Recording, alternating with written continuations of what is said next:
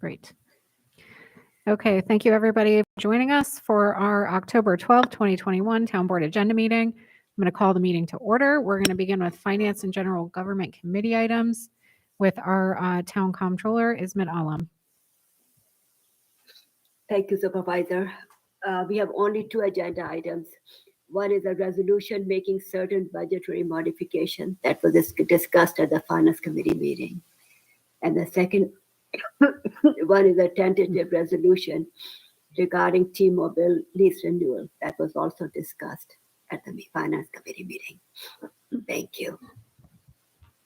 Great, thank you very much. Are there any questions on those items?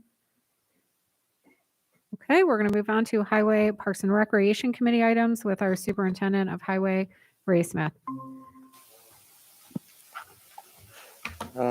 Item number 3 is a resolution to appoint a crew leader. This is a vacancy created in March by the incentive to have people retire. We've let it go this long. We posted it. We've let it go this long to help facilitate the savings that we were looking for upon them retirees taking that incentive. And we've also, in this time, been using multiple people in this position to get the best person moving forward in that position in a full-time position. Number 4 is a resolution appointing a grounds maintenance worker. This is to replace a vacancy of someone who left about 2.5 months ago. And we've been using our part-time help, seasonal help in place of this. So as we wind down with seasonal help, we'll be filling this position moving forward. Number 5 is a resolution authorizing the purchase of a van for use for the cleaning. This is a collaboration between me and Matt to supply our cleaning guy of all the facilities in the parks and rec. So this was last month we brought this up, but we lost the vehicle that we actually had found. They found us another one in stock. The vendor is willing to hold it for us. So we'd like to move forward with this, and we'll be able to get this immediately. Any questions? Thank you. Thank you very much. Right. Okay, we're going to move on to Economic Development, Historic Preservation, and Environmental Conservation Committee items with our Town Planner, Laura Robertson. Number 6 is a resolution appointing individuals to the Tree Council and Architectural Review Board. I haven't locked in a Tree Council person, but I did get some interest from the email blast. But we were able to convince our very own Frank Barbera to join the Architectural Review Board Committee. So we'll definitely have that name, and then we still need 2 spots. So if you guys know anybody else to be on the Architectural Review Board, send them my way. And then number 7 is a resolution terminating the town's community choice aggregation agreement with Municipal Electric and Gas Alliance. We know them as MEGA, and entering into a CCA administration agreement with Jewel Assets Inc. This really doesn't change how we're moving forward with the CCA. It's just that Jewel is the only one that can negotiate with the supply people now, like Constellation and those people. So they're working together with MEGA. We actually still have some of our similar contacts, but we have to do this to be able to move forward. And I checked, all the other people in the Capital District CCA are moving forward in this manner, and because you have to. And they're okay with moving forward with Jewel as well. So are they a subsidiary of MEGA? No, so it's kind of weird, right? Because when we were choosing our CCA, we actually chose between Jewel and MEGA. At one point, like before COVID, they were competitors. Right. And we decided to go with MEGA. Some places downstate had gone with Jewel, and the Southern Tier had chosen MEGA. And I don't know the particulars, because anytime it's CCA, it's always so complicated. But somewhere along the line, MEGA can no longer actually do what the CCA agreement says for them to do. So now they're like working with Jewel, like under Jewel, and it's the same employees and everything. but Jules the one that has to do the contract with us. And actually, it saves us a tiny bit, like 0.01 cent. So it's slightly cheaper, same service. And the one thing that I wanted to add to this, if it's possible, I don't know if it'll be ready, but it is timely, is that our law has to be amended to allow for the 10% reduction in energy costs for by opting into community solar. So if I have that language, we can get on there. We would do a call for a public hearing to amend the CCA code. It only makes sense to do them at the same time since we're talking CCA anyway. So. Did Thank anybody you. have any- Yeah. Yeah. Thanks. Thank you, Laura. Okay. All right, now we're going to move on to Public Works Committee items with Superintendent Matt Yetto.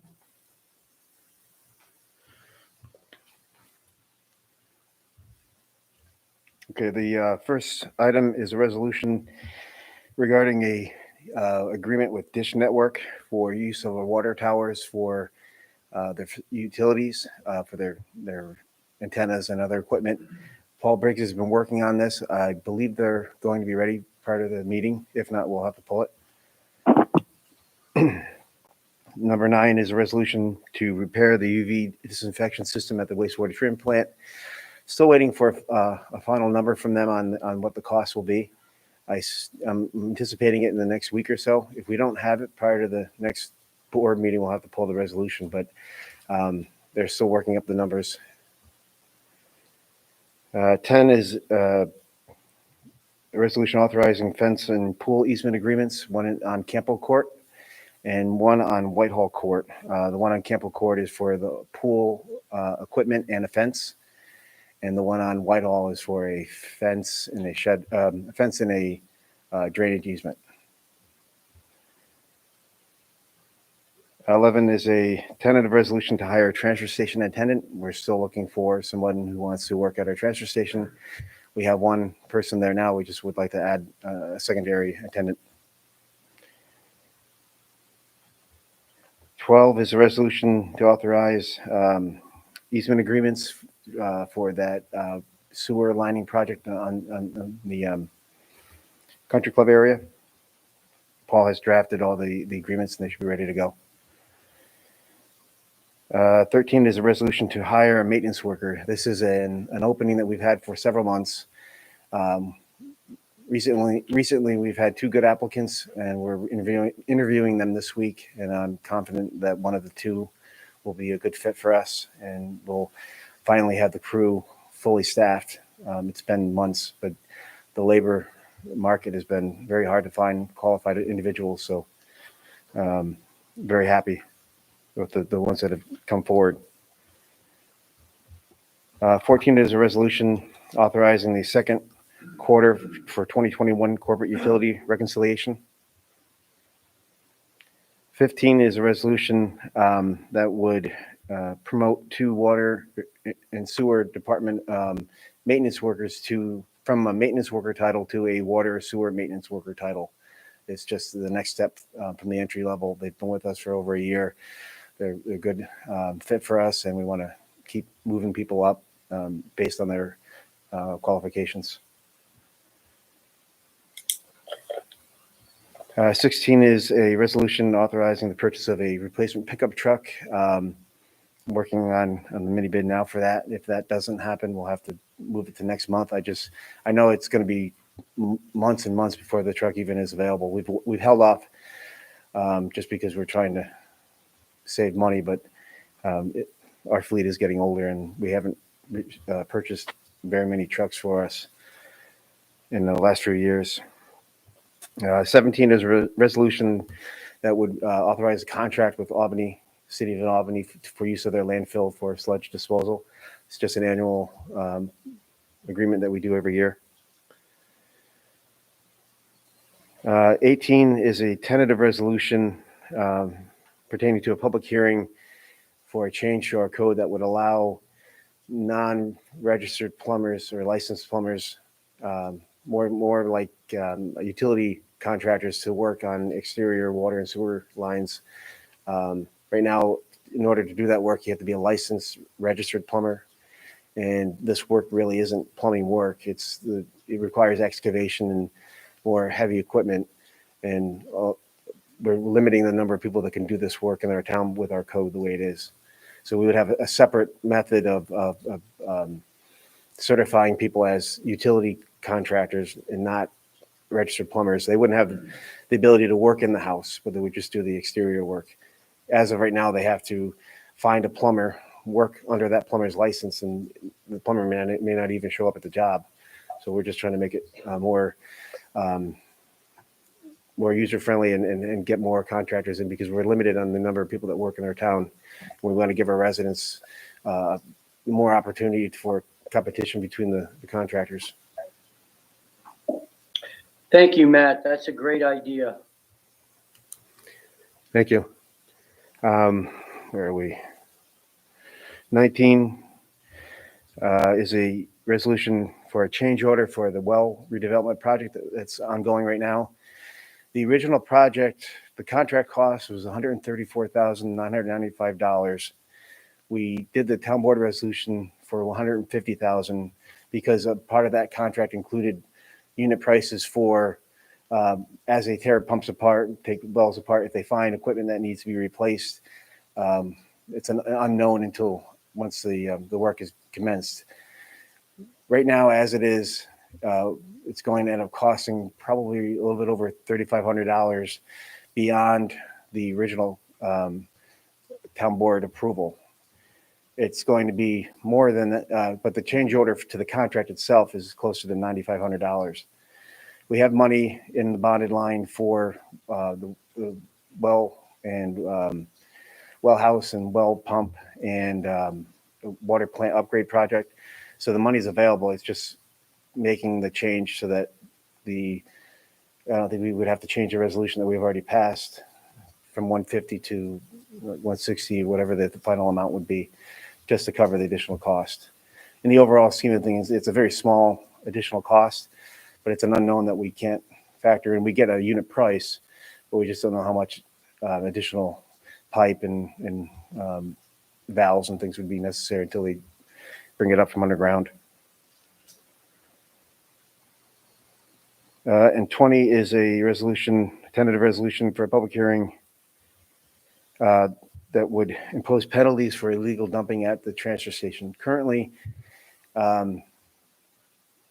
we have a camera set up and we can monitor the activity, but our code doesn't really give us a lot of control or authority to go after people who illegally dump at our transfer station. So after hours, people may drop off tires or put things like mattresses in the containers that are meant for metal, and it makes for more work for us. And it's illegal dumping, but we just want to change the code so that we can go after and deter that activity. And I think Paul was working on that. Paul Briggs, we mentioned that, and he was going to draft up some changes to the code. And that's all I have. Any questions? Good. Thank you. Thanks. Thank you, Matt. Okay, next we have Police and Public Safety Committee items with Chief Jordan Koshan. Good evening. The first resolution, number 21, is a resolution approving an MOA regarding centralized arraignment part court. This was done by Judge Scagnelli, who really kind of spearheaded this. The concept behind it, obviously, is freeing up resources for the transportation side of things to bring folks back to our court. We would bring them down to Schenectady County, and they would be arraigned at that point down there, and it would free up all those resources. Number 22 is a tentative resolution regarding an addendum to the closest car MOA. This was an MOA that was done, was it 2018? I believe in 2018, regarding how the state police versus the county sheriffs were going to respond within the county outside of the various municipalities' jurisdictions. When the state police took over the state parks police, my understanding is at that time they started looking up the state parks lands, and lo and behold, inside of Niskuna, the only municipality in all of Schenectady County, we have state park lands. Yep. And the reason it's a tentative resolution is because Deputy Town Attorney Finnan, along with Town Attorney Paul Briggs, are working in conjunction with me to kind of look at this, because There's a difference between how they want responses for emergency versus non-emergency calls. So we need to kind of work through those paces still. We're still working on it. That's why it's a tentative resolution. I don't believe that we have kind of a final resolution as to how we're going to handle that land in conjunction with our partners in the state police. Number 23 is a resolution calling for a public hearing on New York's new marijuana laws in relation to the town's zoning law. As we all know, this deadline is approaching us pretty quickly here. My understanding is that we can opt out and then opt back in when we figure those things out. I know that Town Attorney Paul Briggs is working again on this as well to kind of understand those zoning laws to give us appropriate information on how we should handle that. Number 24 is a resolution appointing a lieutenant to the town's police department. I spoke about this previously in the Finance Committee and also our Public Safety Committee. We have one candidate on the list who is an excellent candidate. And we would look forward to town board support regarding appointing that person, and are excited about it should it come to pass. Number 25 is a tentative resolution appointing a police officer. One of the very quick initiatives in my short time here is to try to find the best and brightest candidates. We have put out publicly that we're accepting lateral transfers, and we've received quite a few resumes, one of which has stood out so far. And we're excited about the potential of possibly bringing in a new lateral candidate and kind of filling that staff for our police department. Does anybody have any questions regarding those things? All right. Lisa. I have one quick Sure. question. Yeah, the hearing on the new marijuana laws and the zoning. I'm just curious as to why it's coming through public safety and not through Laura. You wanna speak to that one? Just out of curiosity. I mean, we talked about it at Economic Development Committee too, and we're working together. It's kind of joint. Okay. Just because I think the ramifications of what it could potentially do Mhm. from a law enforcement and community perspective in relation to how that's going to all Okay. shape forward. So That makes sense. So whose point on this in terms of, because there seems to be a lot more research that needs to be done, but about what we already have in place and where we're going from here, and this idea of if we go out, we can get back in, because that's unclear to me. So are you? okay, Laura, it's all yours. I can talk to Paul Briggs about it again, but you can definitely opt back in. Like, that's something that's very clear in all of the cases and all of the laws. What we were looking at is we have the existing zoning law that was put in place because we knew something was coming down the line, that within 1,000 feet of daycares, and you can't have retail cannabis or cannabis within 1,000 feet of schools or daycare. And that may or may not be preempted, but this code also allows for on-site consumption of cannabis, which I believe is like a smoking bar. It's the equivalent of like walking into a bar and taking a drink, but you can go there and smoke. And that is not retail. That's more like a service or a restaurant consumption. And so our zoning code doesn't regulate that in any way. So what I'm saying is, because we don't have an understanding of how the on-site consumption versus whether or not we're preempted on our existing zoning, I think the best thing to do would be to opt out of the thing now, and then opt in once we see how it starts to work. I really don't think that we're doing ourselves any major damage. I know that the cost balance really is, you can get revenue if you have commercial establishments. Obviously, you get the tax money and you have commercial space that's open. If you opt back in, once New York State has rolled out some of these laws, so you can kind of understand what an on-site consumption is going to look like, so you can understand what a retail dispensary is going to look like, then you can say, yeah, this makes sense in our commercial district, we'll opt back in. But I really don't think there's any kind of downside to opting out now while you're figuring out it, knowing that this is the only chance that we have to opt out. It's very rare that New York lets you do something like this. You can almost always have to provide for it somewhere. And this is the only time that you'd ever be able to say, I don't want any commercial of this in our town at this time until we can understand it better. But as far as point person, you could do either me or Jordan. I just spent a whole lot of time researching it.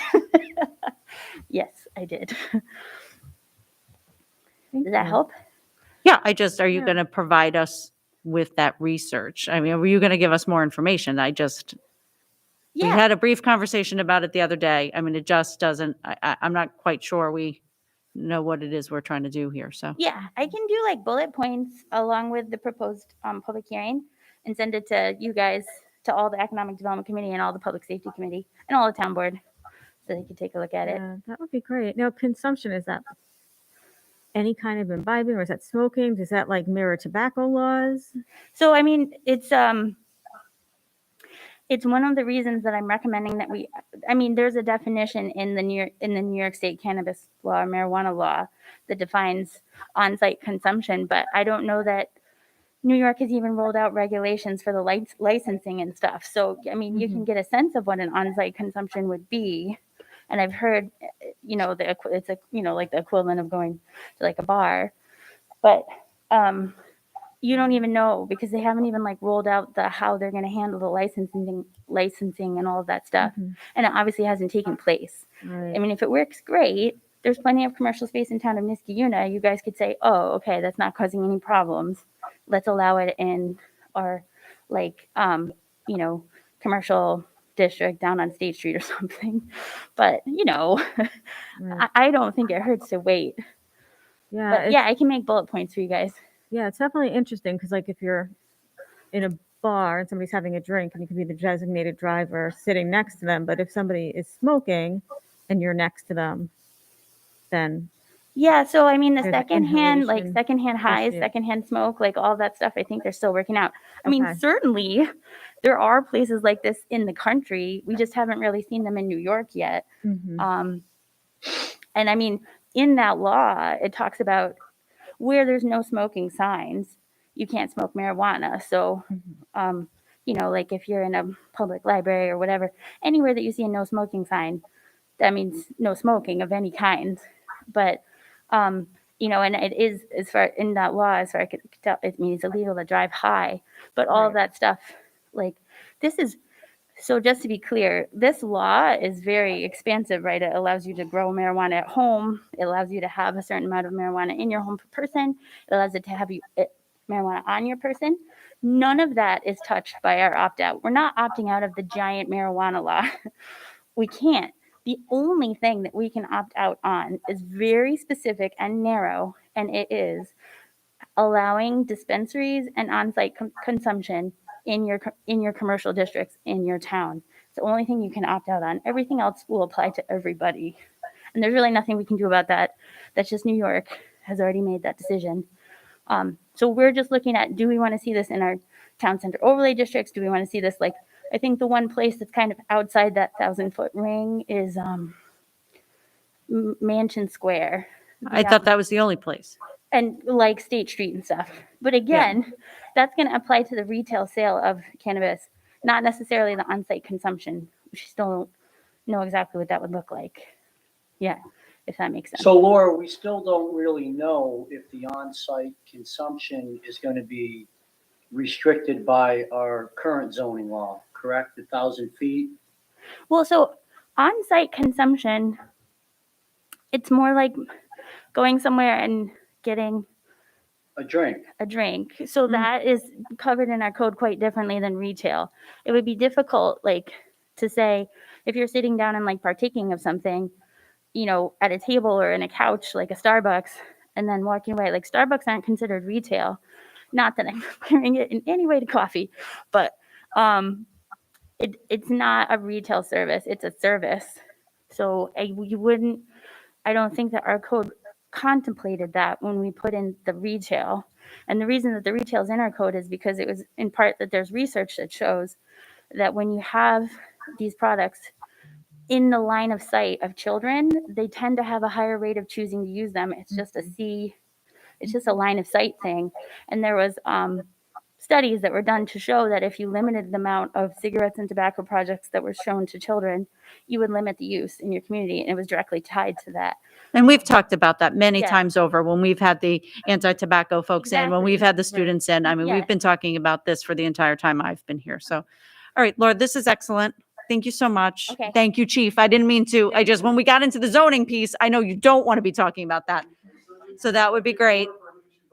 Yeah, absolutely. So Laura, if you can, I know I gave you some materials. I know you've been researching it. I know Elena's been researching it. Paul Briggs has been researching it. So if we can just get more of that, but I think you did an excellent job just now kind of clarifying what it is. I felt a little taken aback by it because we thought we were covered. Thank you for saying it for me. Right. So I'd been telling people that, and I'd been meeting, there was a whole marijuana session with NCAP. We all said we thought we were covered. And then I'm hearing something different. So I'm a little concerned. I don't mean to. No, I'll put it so people can hear me. Like, we did think we were covered. I didn't realize it until I was reading more into the law and doing more research. I've been telling people I thought we were covered as well, but I don't think we're covered with the on-site consumption. Yeah. And then the on-site consumption is totally different. And than why not do this? This gives us an opportunity to make sure that we're covered and gives us more time. Well, If we don't do it, we don't know where we're at. but it should be noted that virtually no other town in the capital region is doing it. So I'm not really quite sure why nobody else I is doing don't it. think that's, It's Glenville. there's other places that are doing it. There's other places, but they're just not really around here, and I don't know why. So that gives me pause, because everything we always do, whether it's Matt's, something Matt's going to do on rates or whatever Ray's doing, we always say, well, what's Bethlehem doing and what's Ladderville doing? So it's fine. All right, Laura, thank you. Chief, thank you very much. I know you need to do something else, so I'm sorry. I didn't mean to hold you up. Oh, that's fine. All right. Are there any further questions, additions to the agenda? Okay. So before I motion to adjourn, I'm going to motion to enter into executive session pursuant to Public Officers Law, Section 105, subsection F, to discuss the medical history of a certain employee. So if I could have a second on that motion. Second. Thank you. All those in favor signify by saying aye. Aye. Aye. Any opposed? Okay, we're going to enter into executive session. At the conclusion of executive session, we will take up no further business and we will be adjourned for the evening. Those that should be staying, in addition to the town board members, are the legal department, the comptroller's department, and Ray Smith. Everybody have a wonderful evening.